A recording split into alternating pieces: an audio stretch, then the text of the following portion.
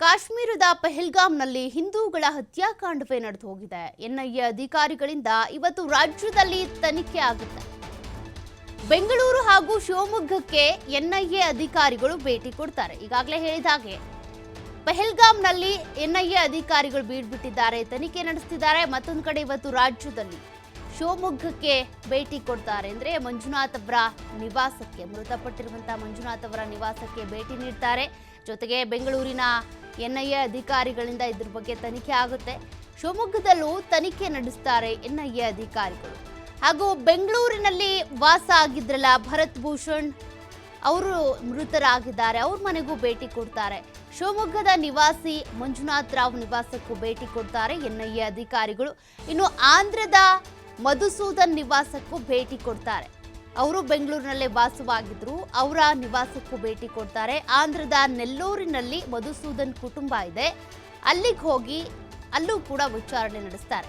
ಪತ್ನಿ ಮತ್ತು ಮಕ್ಕಳ ವಿಚಾರಣೆಯನ್ನ ನಡೆಸಲಿರುವಂತಹ ಎನ್ಐಎ ಅಧಿಕಾರಿಗಳು ಪಹಲ್ಗಾಮ್ ಪ್ರವಾಸಕ್ಕೆ ತೆರಳಿದ್ದಂತ ಎಲ್ಲರ ವಿಚಾರಣೆಯೂ ಆಗುತ್ತೆ. ಪ್ರತ್ಯಕ್ಷದರ್ಶಿಗಳ ಹೇಳಿಕೆಯನ್ನ ದಾಖಲು ಮಾಡಿಕೊಳ್ತಾರೆ.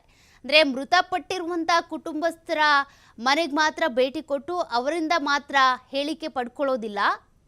ಯಾರ್ಯಾರು ಪಹಲ್ಗಾಮ್ಗೆ ಪ್ರವಾಸವನ್ನ ಕೈಗೊಂಡಿದ್ರು, ಈಗ ವಾಪಸ್ ಆಗಿದ್ದಾರೆ, ಅವರೆಲ್ಲರ ಪ್ರತ್ಯಕ್ಷದರ್ಶಿಗಳ ಹೇಳಿಕೆಗಳನ್ನು ಕೂಡ ಪಡ್ಕೊಳ್ಳಲಾಗುತ್ತೆ. ಯಾಕೆಂದ್ರೆ ಒಬ್ಬೊಬ್ರು ಒಂದೊಂದು ರೀತಿಯಾಗಿ ಹೇಳಿಕೆ ಕೊಡ್ತಾ ಇದ್ದಾರೆ. ಅಂದ್ರೆ ಅವರ ಎದುರುಗಡೆ ಬಂದಂತ ಉಗ್ರ ಯಾವ ರೀತಿ ಬಟ್ಟೆ ಧರಿಸಿದ್ದ ಅದನ್ನ ಹೇಳ್ತಾ ಇದ್ದಾರೆ. ಇನ್ನು ಕೆಲವರು ಹೇಳ್ತಾರೆ ಪೈಜಾಮ ಹಾಕಿದ್ರು, ಸೈನಿಕರ ಸಮವಸ್ತ್ರ ಧರಿಸಿದ್ರು ಅಂತ. ಹಾಗಾಗಿ ಅಲ್ಲಿ ಬಂದಂತ ಪ್ರವಾಸಿಗರ ಪ್ರತ್ಯಕ್ಷದರ್ಶಿಗಳ ಪ್ರತಿಯೊಬ್ಬರ ಹೇಳಿಕೆಯನ್ನು ಕೂಡ ಪಡ್ಕೊಳ್ಳೇಬೇಕಾಗುತ್ತೆ.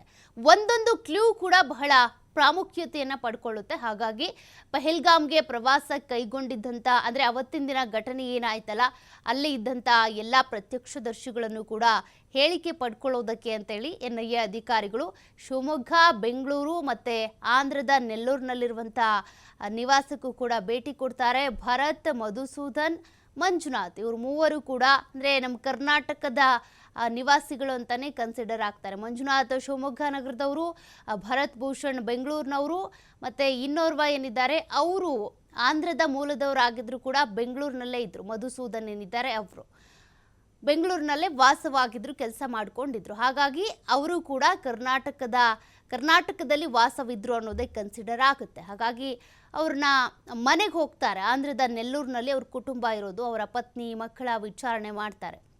ಏನು ಕಂಡ್ರಿ ಅವತ್ತಿನ ದಿನ ನೀವು, ಎಷ್ಟು ನಿಮಿಷಗಳ ಕಾಲ ಅಲ್ಲಿ ಫೈರಿಂಗ್ ಆಯಿತು, ಯದ್ವಾ ತದ್ವಾ ಫೈರಿಂಗ್ ಮಾಡಿದ್ದಾರೆ, ಅವರ ಫೈರಿಂಗ್ ಮಾದರಿ ಇರ್ಬೋದು, ಅವ್ರು ಬಂದಿದ್ದಿರ್ಬೋದು, ಅದೆಲ್ಲದಕ್ಕೂ ಸಂಬಂಧಪಟ್ಟಂತೆ ಮಾಹಿತಿಯನ್ನು ಕಲೆ ಹಾಕ್ತಾರೆ.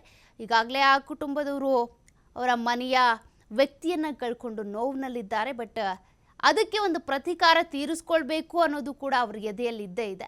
ಹಾಗಾಗಿ ಅದಕ್ಕೆ ಸಂಬಂಧಪಟ್ಟಂತೆ ತನಿಖೆ ಕೂಡ ನಡೆಯುತ್ತೆ.